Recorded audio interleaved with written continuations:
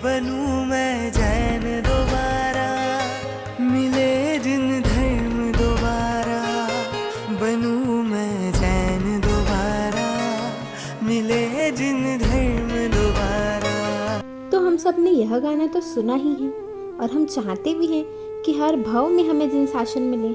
तो क्या हमको फिर से जैन शासन मिलेगा? कभी आपने खुद से पूछा है कि मैंने ऐसा क्या किया है इस जन्म में कि मुझे अगले भाव में फिर से जैन शासन मिले, या मुझे आने वाले भाव में ऐसा क्या करना है कि मेरे को फिर से जैन शासन चाहिए? यह सवाल आप खुद से करिए।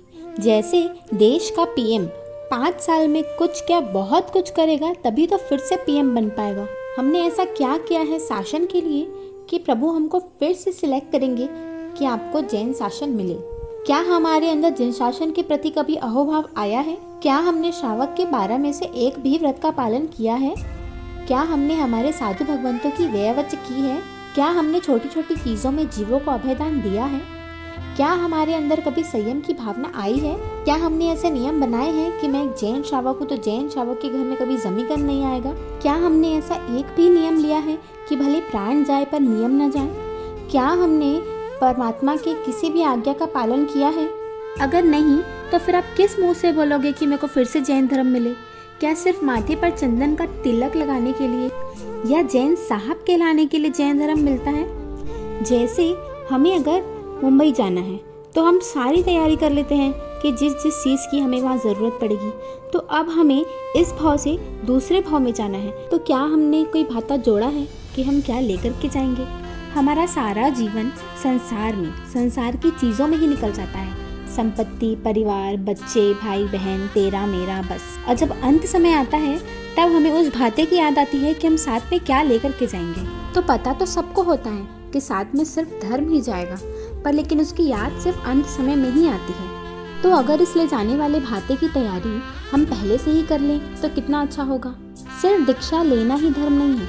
आप संसार में रह कर भी, अपनी गृहस्थी में रह कर भी छोटी छोटी चीज़ों में विवेक रख कर धर्म को अपने जीवन में ला सकते हैं। हमारे अंदर प्रभु के लिए प्रेम होना चाहिए कि जो मेरे प्रभु ने कहा है मुझे वो ही करना है।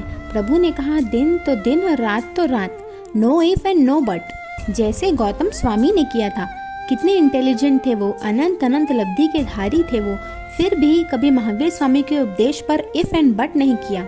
और यहाँ हमें थोड़ा सा ज्ञान आ जाता है तो हमारे अंदर ईगो आ जाता है। हम महावीर स्वामी के श्रावक और श्राविका हैं तो हमारे घर में जमीकंद आ भी कैसे सकता है? आजकल तो कई घरों में विस्की, शराब, हुक्का ऐसी चीजें भी आने लगी है।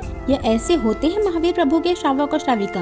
आपको नियम बनाना है कि जमीकंद ना खाना और ना घर में किसी के लिए लाना। आप बस ये सोच लो कि ये जो आलू की सब्जी मेरे सामने रखी है उसमें कितने जीवों की लाश है, तो क्या आप खा पाओगे? हम छूट रखते हैं कि महीने में इतना दिन खाएंगे, या जिस दिन आलू प्याज लग गया उस दिन भर वो ही खाएंगे। तो छूट रखना ही क्यों? जहाँ हमने छूट रखी वहाँ से ही बात बिगड़ती है। मेरे प्रभु ने कहा है कि ये गलत है तो बस है। आजकल माताएं कहती है कि बच्चे नहीं मानते, तो उन बच्चों को छूट भी आपने ही दी है। अब टेस्ट से ऊपर आइए थोड़ा। प्रभु ने अभक्ष को खाने से मना किया है तो बस नहीं खाना है।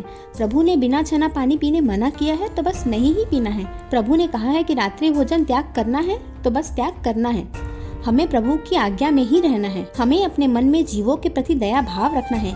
जैसे फॉर एग्जाम्पल लाइट ऑन करने से कितने जीवों की हिंसा होती है, तो अब जब जरूरत नहीं है, बिना उसके भी काम चल जाएगा तो हम चला लें।